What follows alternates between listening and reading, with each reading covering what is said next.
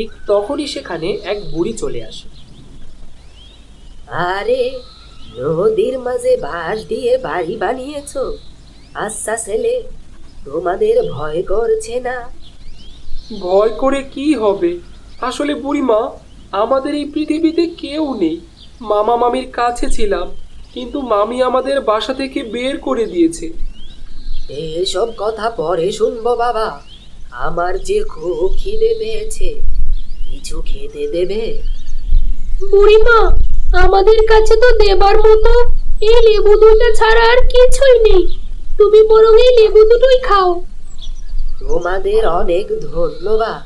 তোমাদের দেখে মনে হচ্ছে 2-3 দিন ধরে না খেয়ে আছো, তবুও এই লেবু দুটো আমাকে দিলে। আমরা খুব সহ্য করতে পারবো, কিন্তু তুমি তো বুড়ো মানুষ।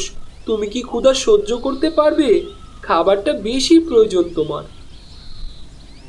তোমাদের মন কেমন খাবার চেয়ে সেটা পরীক্ষা করলাম। জঙ্গল থেকে ফেরার সময় তোমরা কি বলেছিলে আমি তো সবই শুনেছি। তোমাদের অসহায় অবস্থায় দেখে তোমাদের সাহায্য করতে এলাম, কিন্তু আমি তাদেরই সাহায্য করি যাদের মনে মায়া আছে, আর তোমাদের মনে মায়া আছে। তুমি আমাদের সাহায্য করবে, কিন্তু কিভাবে বুড়িমা? এত রুটি, এত খাবার! ভাই, আমরা বেঁচে গেলাম। আজ থেকে আর না খেয়ে থাকতে হবে না। কিন্তু এইটুকুই যথেষ্ট সাহায্য নয়, তোমাদের জন্য আরো কিছু করতে হবে। বুড়ি তার লাঠি তুলে আকাশের দিকে তাকিয়ে কিছু দোয়া পাঠ করতে থাকে। মুহূর্তেই তাদের বাড়ির চারপাশে সবুজের সমারোহ হয়ে যায়। নানান রকম ফলের গাছ গজিয়ে যায়। এ কি করলে বুড়িমা? এটা কেমন করে সম্ভব? এখন থেকে তোমাদের আর কোনো কষ্ট হবে না। এই ফল আর সবজি তোমাদের সব অভাব দূর করে দেবে। শোনো, তোমাদের এই বাঁশের বাড়ি সারা জীবন এমন থাকবে, এটা কখনোই ভাঙবে না। ধন্যবাদ বুড়িমা। তুমি না থাকলে হয়তো আমরা বেশি দিন বাঁচতে পারতাম না। এখন থেকে আমাদের আর কোনো ভয় নেই। আমাদের মাথার ওপর চাল আর কখনো হারাবে না। আমাদের বাঁশের বাড়িও কখনো নষ্ট হবে না। খুব আনন্দ হচ্ছে আমার। বুড়িমা, আপনাকে ধন্যবাদ দেবার ভাষা নেই। আমার ধন্যবাদ লাগবে না রে, তোরা ভালো থাকলেই আমি খুশি। আসি তবে।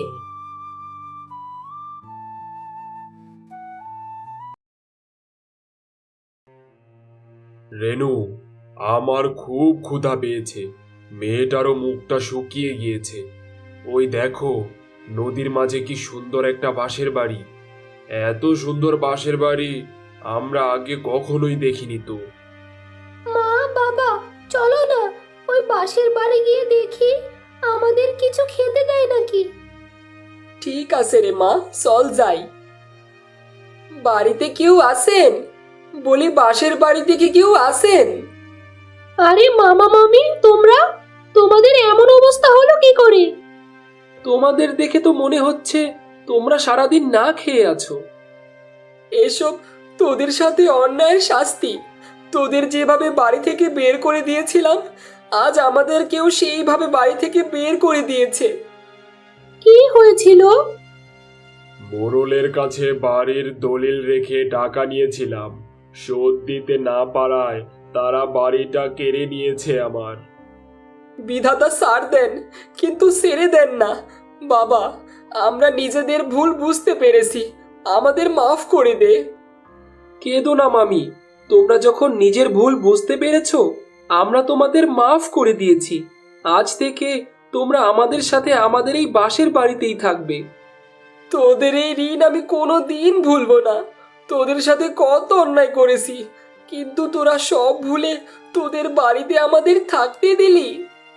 এসব বাদ দাও তো, আমরা সবাই আবার একসাথে থাকবো, এটা ভেবেই তো ভালো লাগছে। এখন ঘরের ভেতরে এসে খেয়ে নাও তো দেখি। চল বাবা।